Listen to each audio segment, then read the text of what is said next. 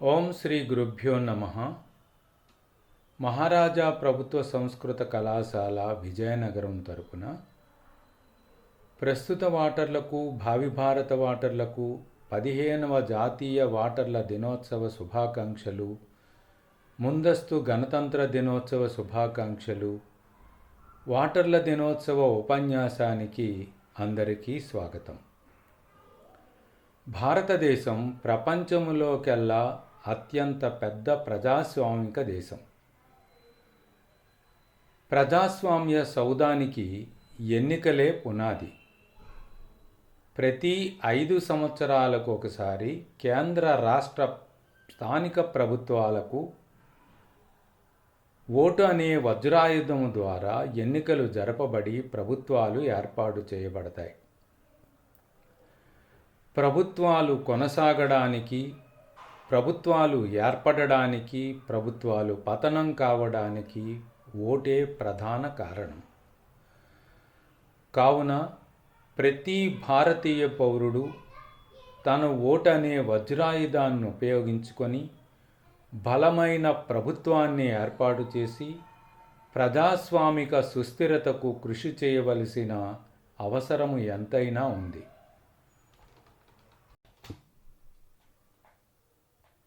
భారతదేశంలో ప్రతి సంవత్సరము ఒక ప్రత్యేకమైన ఇతివృత్తంతో జాతీయ వాటర్ల దినోత్సవాన్ని జరుపుకోవడం పరిపాటి.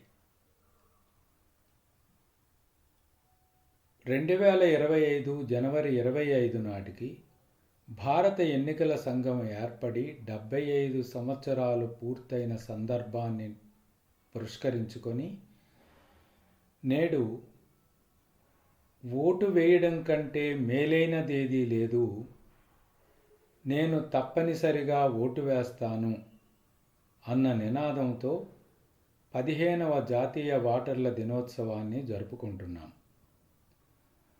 ప్రతి పౌరుడు తప్పనిసరిగా ఓటు వేయాలనే లక్ష్యాన్ని నిర్దేశిస్తూ 15వ జాతీయ వాటర్ల దినోత్సవాన్ని మనం జరుపుకోవడం ఎంతో ఆనందదాయకం. ఈ వీడియోలో మనం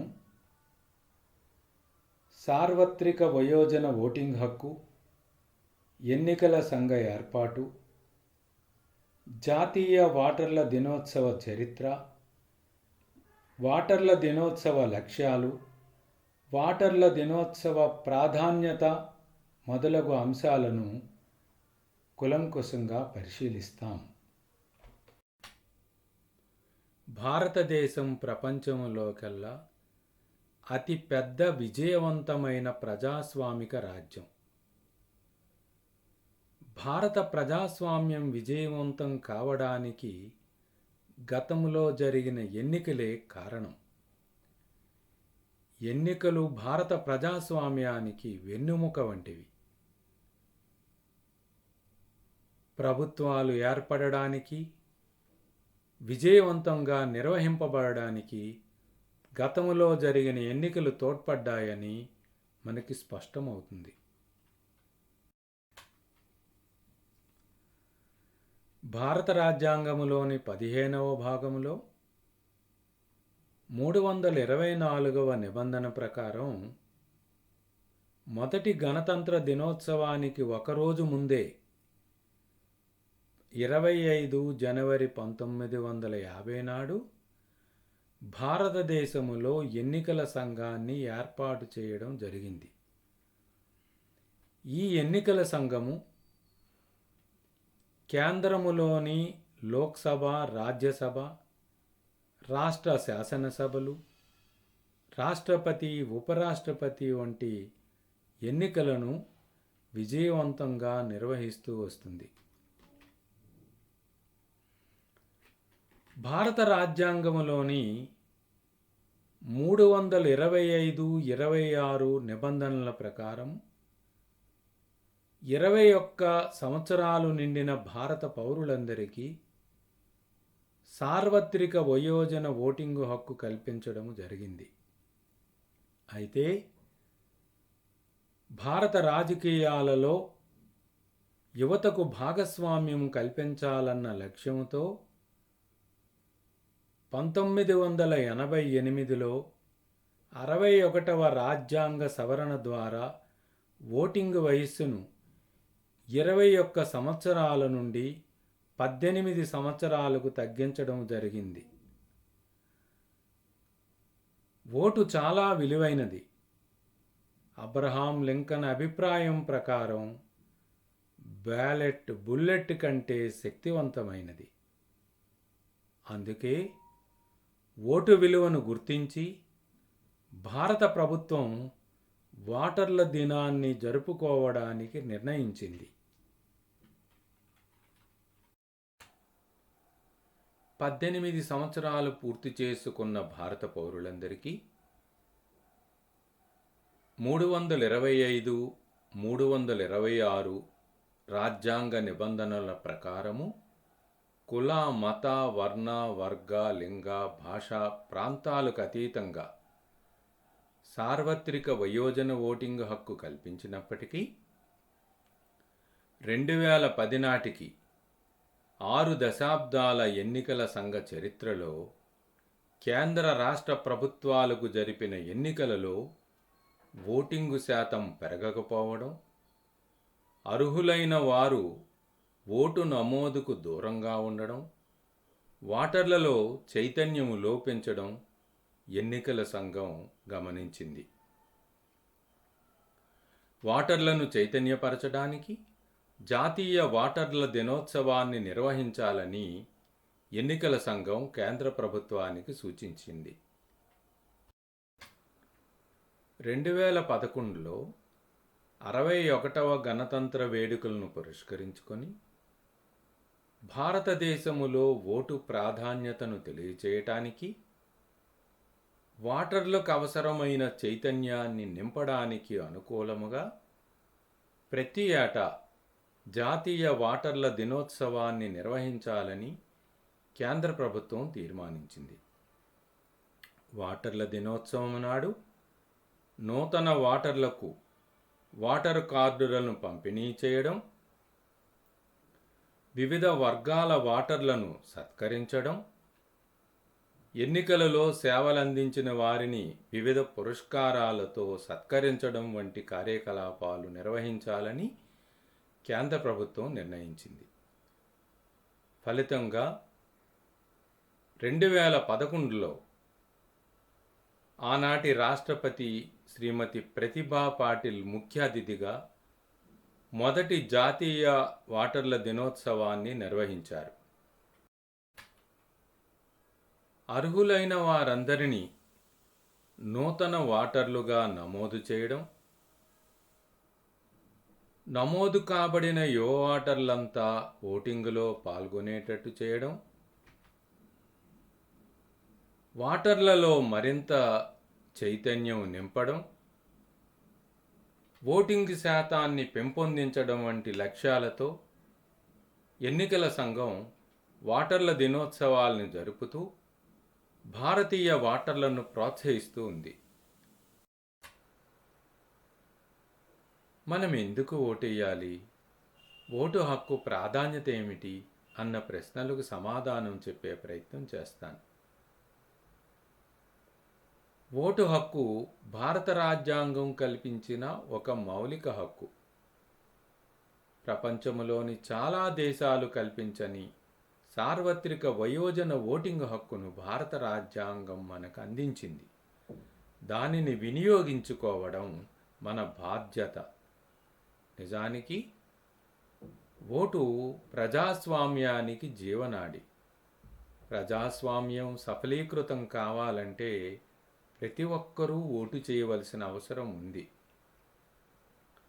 అక్రమార్కులను తొలగించి సక్రమార్కులను పరిపాలనా బాధ్యతలు అందించే సాధనమే ఓటుగా మనం అర్థం చేసుకోవచ్చు. ప్రభుత్వాలు ఏర్పాటైనా ప్రభుత్వాల తొలగింపైనా ఓటే నిర్ణయిస్తుంది. ఒక్క ఓటు గతములో వాజ్పేయి ప్రభుత్వాన్ని కూలదోసిన సంగతి మనందరికీ తెలుసు. కాబట్టి ఓటు దేశ భవిష్యత్ నిర్ణయక సాధనంగా పరిగణించి ప్రతి ఒక్కరూ ఓటు చేయవలసిన అవసరం ఉంది. ఓటు శక్తే ప్రజాస్వామ్య విజయానికి గొప్ప బలం. ఓటే ప్రజాస్వామ్య సఫలీకృత సాధనం. ఓటు హక్కు ప్రశ్నించే హక్కుకు పునాది. Hour vote is our voice. ఆచరణలో ఉన్న ప్రభుత్వానికి అనుకూలముగా కానీ వ్యతిరేకముగా కానీ ప్రజాభిప్రాయాన్ని వ్యక్తీకరించడానికి తోడ్పడే సాధనమే ఓటు. భావి భారత ఓటర్లైన విద్యార్థులలో ప్రజాస్వామిక విలువలను పెంపొందించడానికి గాను 2009 నుండి ఎన్నికల సంఘం sweep systematic water education for electoral participation ప్రోగ్రామ్ని అమలు జరుపుతూ ఉంది. ఈ కార్యక్రమాలను వినియోగించుకొని భారతదేశ పౌరుడుగా ఓటరుగా గర్వించి ఓటింగు ప్రక్రియలో పాల్గొనవలసిన బాధ్యత మనందరిపైన ఉంది. భారతీయ జీవనాడి అయిన ఓటు హక్కు కొరకు ఎలా దరఖాస్తు చేసుకోవాలో ఇప్పుడు మనం పరిశీలిద్దాం. జనవరి 1 నాటికి 18 సంవత్సరాలు నిండిన భారత యువతీ యువకులంతా ఆన్లైన్లో కానీ ఆఫ్లైన్లో కానీ ఓటు కొరకు దరఖాస్తు చేసుకోవచ్చు. waterportal.eci.gov.in వెబ్సైట్లోకి ప్రవేశించి ఫామ్ 6ను నింపి epic card electoral photo identity card కొరకు దరఖాస్తు చేసుకోవచ్చు. 6A ఫామ్ నింపడం ద్వారా ప్రవాస భారతీయులు కూడా తమ ఓటు కొరకు నమోదు చేసుకోవచ్చు. ఓటర్ల జాబితాలో పేరు తొలగించడానికి ఫామ్ ఏ నింపవలసి ఉంటుంది. ఓటర్ల జాబితాలోనున్న మన వివరాలను సవరించుకోవడానికి ఫామ్ ఏ నింపితే సరిపోతుంది. ఫామ్ 8A నింపడము ద్వారా నియోజకవర్గ స్థాయిలో పోలింగ్ బూతులను మార్చుకునే అవకాశం ఉంది. ఇతర నియోజకవర్గాలకు మన ఓటును బదిలీ చేసుకునే అవకాశం కూడా ఈ వెబ్సైట్ కల్పిస్తుంది. అందువలన తక్షణమే waterportal.eci.gov.in లోనికి ప్రవేశించి అర్హులైన మీరంతా ఓటు కొరకు దరఖాస్తు చేసుకోండి. Election commission national voter service పోర్టల్ను ప్రవేశపెట్టింది. ఈ పోర్టల్లో ఓటర్ల జాబితా అందుబాటులో ఉంటుంది.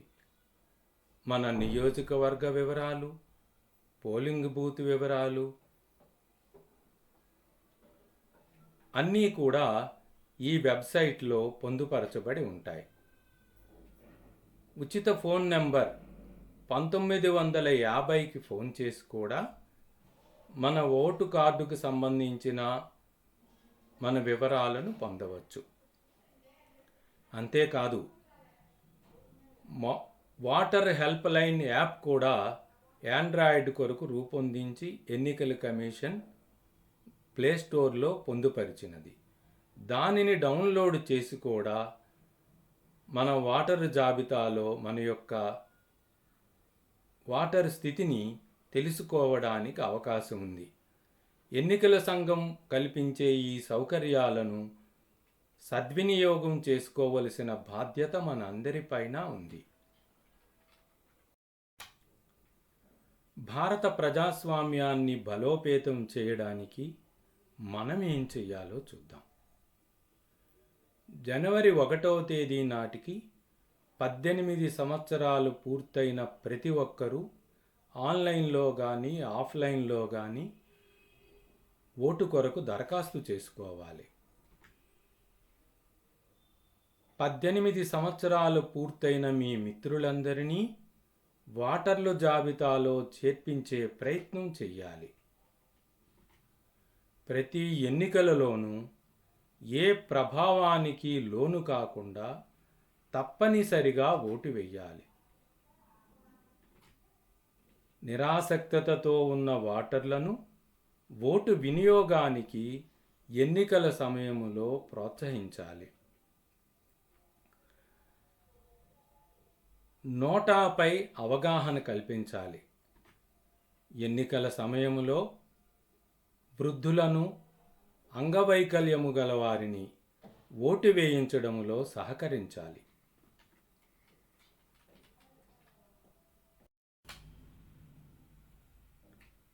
మనమంతా స్క్రీన్పై కనిపిస్తున్న జాతీయ భారత ఓటర్ల దినోత్సవ ప్రతిజ్ఞను చేస్తూ భారతదేశ ప్రజాస్వామ్య సాంప్రదాయాలను, విలువలను పరిరక్షిస్తూ ఎటువంటి ప్రభావాలకు లోను కాకుండా భారత ప్రజాస్వామ్యములో ఓటు వేసి 18 సంవత్సరాలు పూర్తయిన ప్రతి భారతీయ పౌరుడు తప్పనిసరిగా ఓటు కార్డు కొరకు దరఖాస్తు చేసుకోవాలి, ఓటు కార్డు పొందాలి. భారతీయ ఓటరుగా గర్వపడాలి, ప్రతి ఎన్నికలోనూ పాల్గొవాలి. మాజీ అమెరికా అధ్యక్షులు అబ్రహాం లింకన్ చెప్పినట్టు, your ballot is powerful than bullet. Me vote ఒక బుల్లెట్ కంటే శక్తివంతమైనదని ప్రతివారు గుర్తించాలి, ప్రతి ఎన్నికలోనూ పాల్గొవాలి. ఈ వీడియో ఉపన్యాసాన్ని ఓపిగ్గా విన్న మీ అందరికీ పేరు పేరున ధన్యవాదాలతో మీ జనార్దన నాయుడు, ప్రధానాచార్యులు, మహారాజా ప్రభుత్వ సంస్కృత కళాశాల, విజయనగరం.